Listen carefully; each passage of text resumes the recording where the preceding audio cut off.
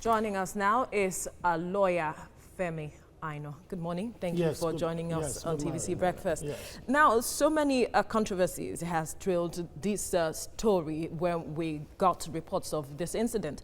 But then we need you to help put into proper perspective what this means legally. Some have said so many things that we don't want to talk about here, but you are the expert. Talk to us what this means. Yes,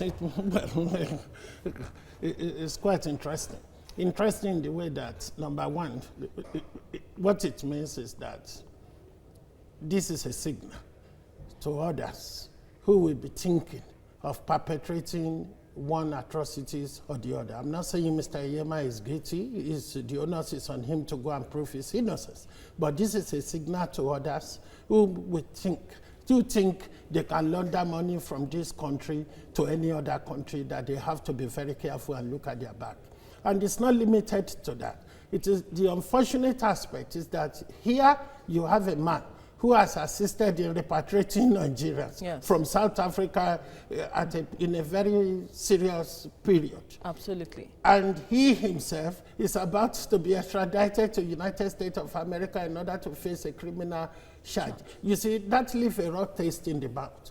And what this signifies also is that it is high time some of those who have been charged with the responsibility of dealing with financial crime in this country, they need to up their game. That is the point.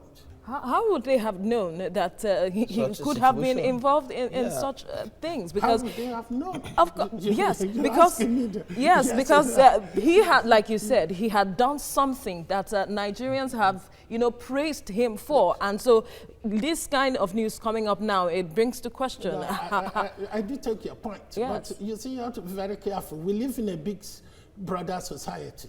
Okay, anytime you go to your bank and you are transacting a financial transaction that is a substantial amount of money, bet me and you, some of the bankers are under a duty to alert the EFCC, okay?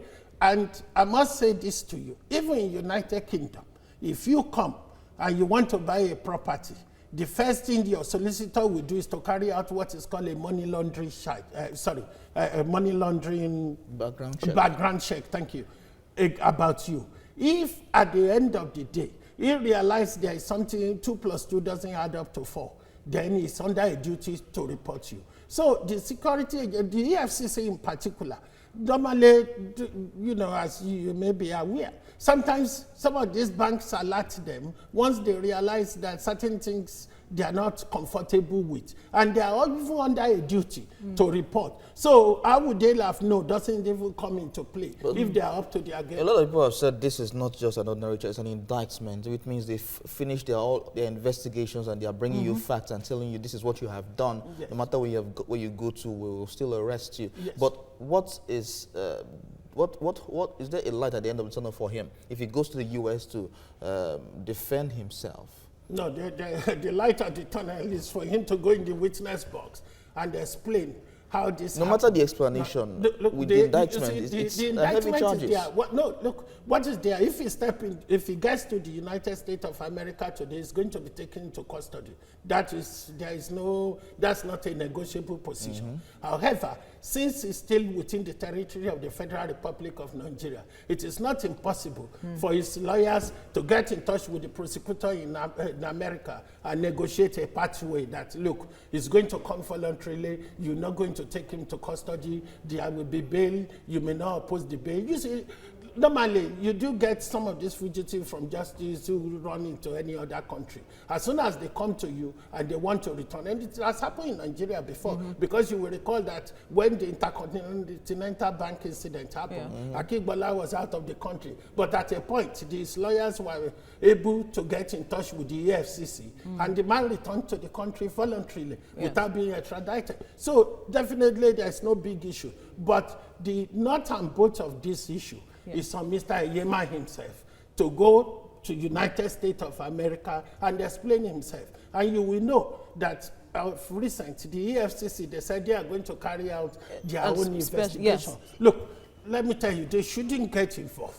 Because really? by the time Why? they, no, yes, thank you for asking me that. By the time they get involved now, it's going to get complicated, and I will explain to you. Now, let's say the EFCC, because they are aware of this incident now, they started their own investigation. They charged we are being hypothetical here. Yes. They charged Mr. Onyema to court. Now, that would be a barrier to his extradition because he's going to turn around and say, look, I have a case in Nigeria which is still ongoing.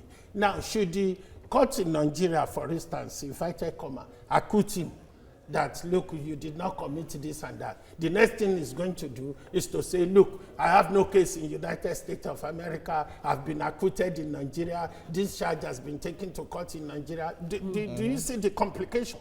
And that is what is happening. If you recall, the case of Senator Buriji Kashamu, in the last 6 years, Nigeria has not been able to extradite him to America to go and face the alleged allegation against him, just because what he's been saying is that this matter has been taken to a court in London and the judge said I'm not the person, whatever. You see, we need to be very careful not to create a country whereby criminals are using Nigeria as a safe haven. And they will go and commit something abroad and hide in Nigeria. All right, so this discussion definitely would continue, but thank you for your summation so far. Joining us now is UK Solicitor Femi Aina. Good morning. Thank you for joining us on TVC Breakfast. Now, there's been call from several quarters that the government should protect Alan Onyema or do something, intervene one way or the other, seeing what he did during the xenophobic attacks. And some have said, the EFCC on its part has said it is creating a special panel to investigate. Yes. Is this the way to go, and how can the government come in? Well, how the government can come in is to send a powerful message that Nigeria is not going to be a harbor for people who engage in one criminal activities or the other. You understand? Because at the end of the day, the image of the country is more even important than that of Mr. Onyema. And I must say this to you. Mr. Onyema, as things stand, is an innocent man. And nothing I'm going to say here proof his guilt. But notwithstanding, he has a choice whether he wants to eat his chips with honey or vinegar.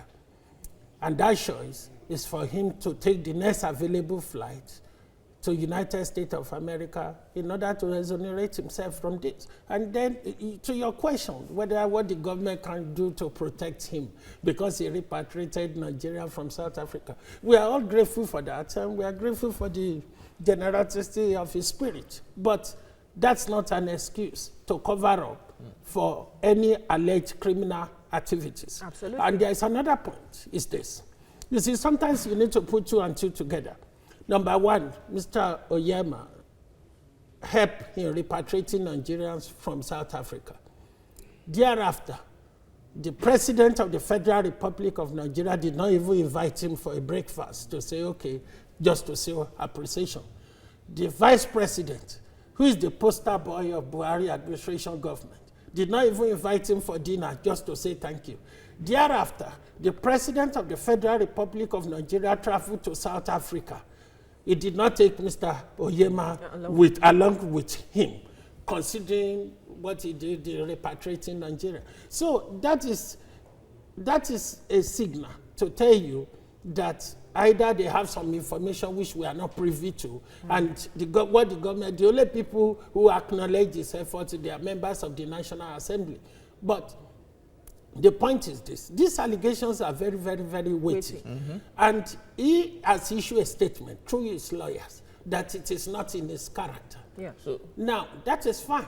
That's what you expect him to do. But it's not limited to that. So the next thing, if it's not in your character, if it is true, you want a peace of mind, and if it is true, you care much about Nigeria to the extent that you are setting up about 4 to 5 different NGOs, what you should do is to jump in the plane and go to America and enter the witness box. Some people have called that he stepped down as chief executive of Air Peace, so he can face the charges, the indictment against him. Yes. Should that be the case? Well, ideally, that's the way to go. If he cares so much about the brand, that's the way to go. But is that what he should do now? That is what he should do, and it's getting even too late.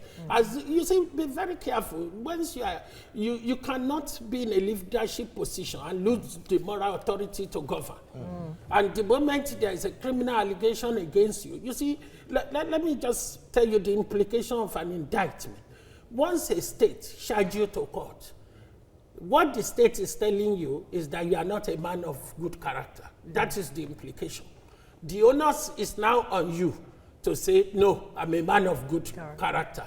And that is why, even when your lawyers are making bail application, once you are indicted, they can't stand up and say our client is a man of good character, because your character has been challenged. And you cannot continue to be the CEO of a company. I don't know the structure of that organization. If I'm one of their shareholders by now, I'll be making moves so that, either it goes on suspension and you see, this is the brand is at stake here. Yeah. And the best thing he should do is to step aside and face the allegations against him. All right, UK Solicitor Femi Aino, thank you for your time. We still have international lawyer Femi Aino here to talk to us about this bill. Thank you for staying with us on the breakfast show. Now, so reactions have also trailed this hate speech bill, and a lot have said that this is going to gag freedom of speech or freedom of expression. But then the question has arisen, is freedom of expression or speech absolute in itself? No, it's not absolute. It's a qualified right. Because number one, you can't just go out on the main road and start talking nonsense about the government, the Federal Republic of Nigeria, about those in power. That is why it is a qualified right. The only right that is mandatory, which is absolute, using your word, is right to life, whereby you cannot just take anybody's life except if the person has been convicted and what have you. But my problem with this bill is that hate speech has led to depression. You see, you don't just go into, this is a private member's bill, as you know, because it's being sponsored by one individual who is a senator. But my major concern is this: you just don't come in the Senate and start saying hate speech has caused all sorts of depression. You need to come with your statistics so that people can know where you are coming from. And this idea, you see, government is under a responsibility to promote racial harmony, ethnic harmony, and what have you. That is quite understandable. But the point is this: what is this idea of death penalty, because if it leads to death and what have you? But he has taken that out now. He has taken that because of the public criticism, as you rightly put it. Don't forget, at a point, there's still going to be a public hearing whereby all the stakeholders will come, and there will be a lot of opposition to this bill. And my own major concern is this. You see, you have a constitution already. We have other subordinate legislation here and there, public order offenses and what have you, that has taken care of these issues which he intends to address. It may have a good intention, but the problem I have is this: we have to be very careful. If any legislation contradicts the Constitution, the supremacy of the Constitution will prevail, because that is why the freedom of expression, freedom of speech and what have you. Now, ethnic discrimination and what have you, which intend to address. Why do we have the federal character principle? Why do we have affirmative principles in other countries? Why is it that in some countries we have a race relation act that prevents you from discriminating against people because of their ethnicity, because of their religion, age, because of their gender, and what have you? So there are a lot of legislation that has taken care of this. So this bill, don't forget, this is the second time, because during the 8th Assembly, the bill was sent to the president for presidential assent, and the president refused. And all those bills which the president refused to assent to during the 8th Assembly, they are being revisited. That are being revisited, and that is why I have concern. So once there is a public hearing, the onus is on the sponsor of these bills, the Senator Abdullahi, to come to that public hearing and justify why we need this law at this particular point in time, and why this law will not contradict the Constitution.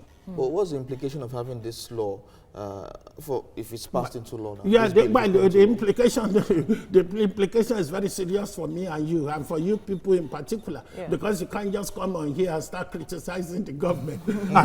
and that is, you see, sometimes when people come up with it, but it's good at the end of the day, because the democracy, at least we are debating, we are talking. How will this strengthen democracy? How will this? It will, because how will this foster healthy debates?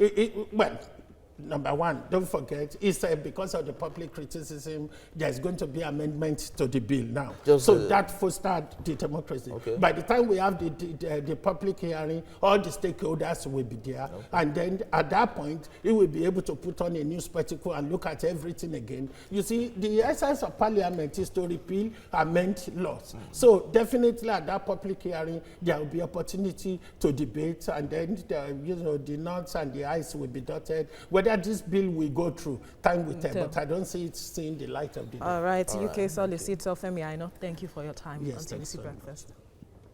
Joining us now is UK Solicitor Femi Aino. Thank you for joining us on TVC Breakfast. Thank you for having me. Now, let's look at the implication at this point. Airpeace is said to have about 50% dominant share of local market operations, and they are looking at the implication when it comes to issues of capacity, local travel, international travel as well, and even looking at employees, the implications on all of this. So what do you make of it? Well, you see, sometimes one thing you need to appreciate is that every publicity is a good publicity, and even though it's a bad publicity, it may well be, for now, everybody know about Airpeace, coupled with his good deed of Mr. Onyema during the repatriation of Nigerians from South Africa.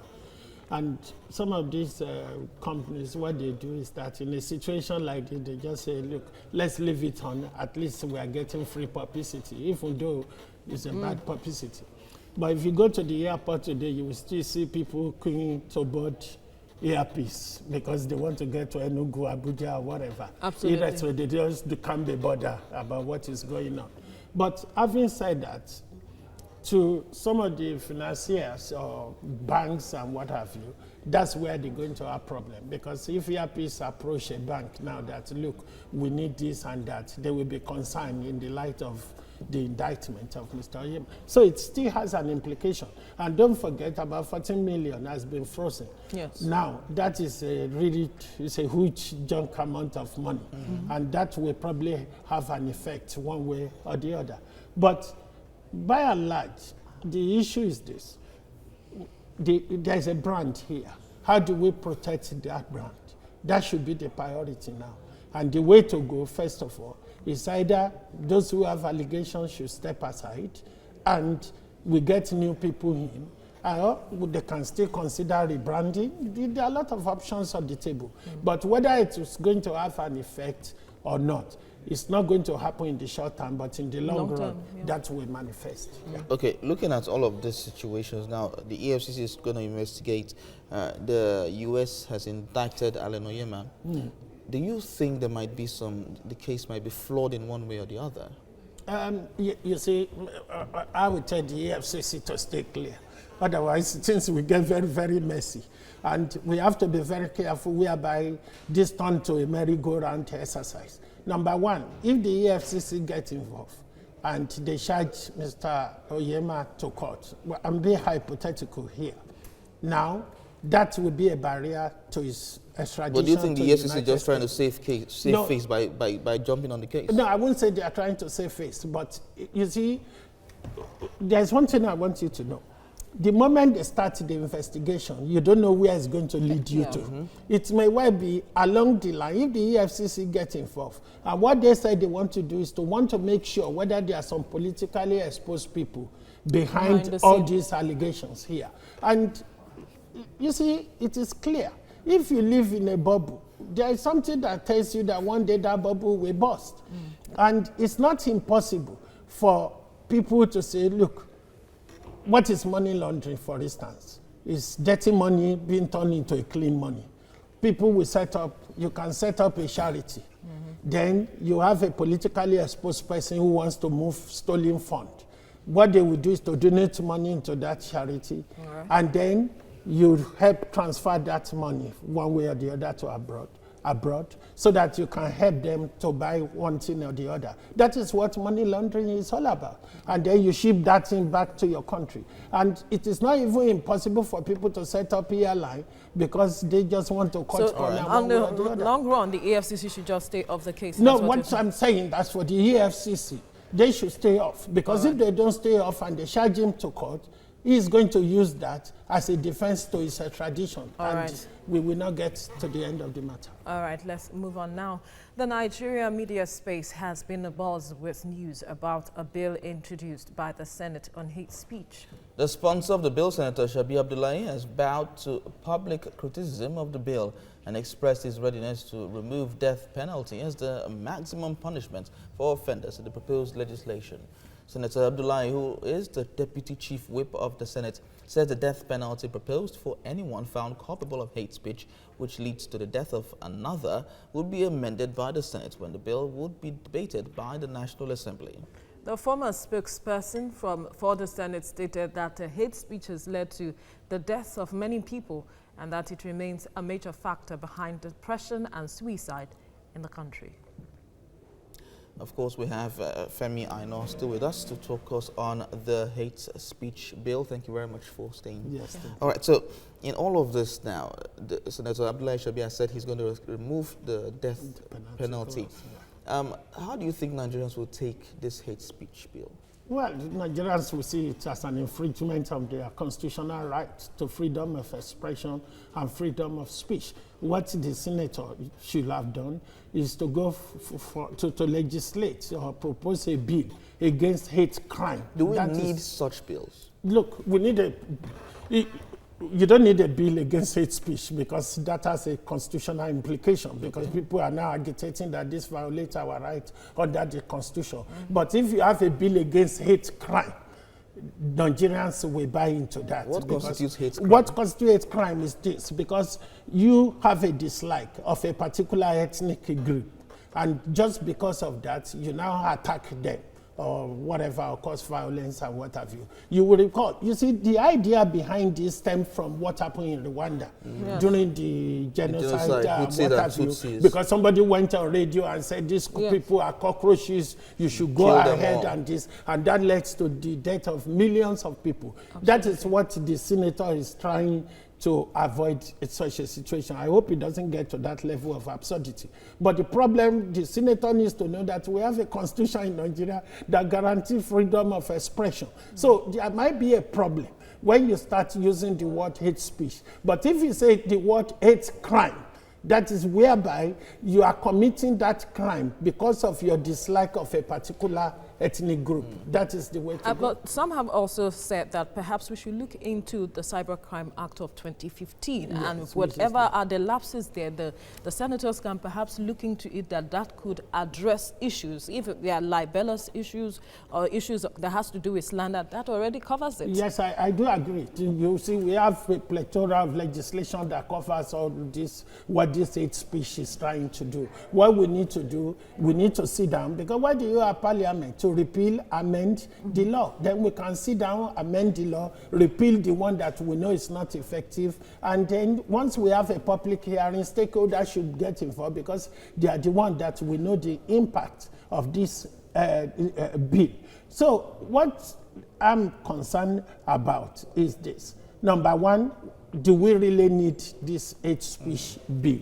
And also, this is a bill the President of the Federal Republic of Nigeria has refused to give assent. And now you are bringing the bill back again. What you can do is this. I'm not saying people should not legislate against hate crime, and that is the issue we need to focus on, not hate speech in particular. All right, UK Solicitor Femi Aino, thank you for your time on TVC Yes, thank you Breakfast. for all the time.